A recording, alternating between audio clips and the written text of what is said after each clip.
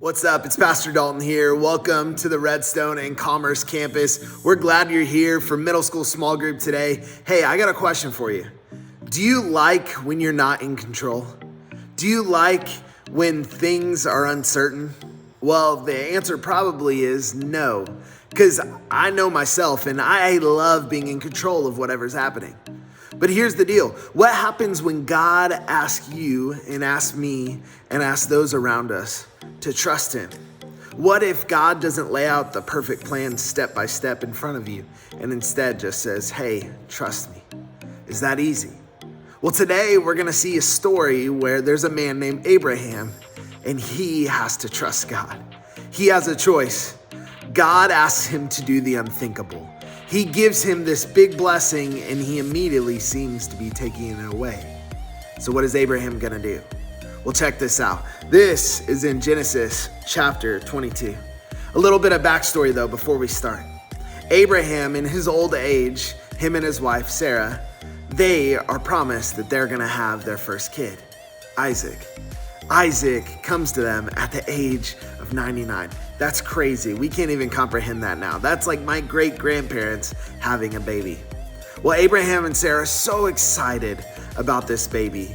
Yet here in chapter 22, we see God test Abraham in a big way. Check this out. This is Genesis 22. It says this: after these things, God tested Abraham. He said to him, Abraham. Abraham answers, here I am. Take your son, God said, your only son, Isaac, whom you love, and go to the land of Moriah and offer him there as a burnt sacrifice on one of the mountains I will tell you about. So Abraham got up early in the morning. He saddled his donkey and he took his son Isaac. You see, in God's word, we see Abraham being given the greatest blessing he had ever been given, his son, Isaac.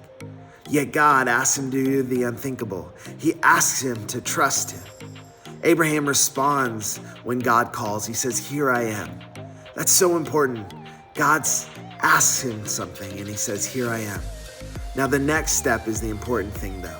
God says, hey, here's what I need from you. I need you to trust me.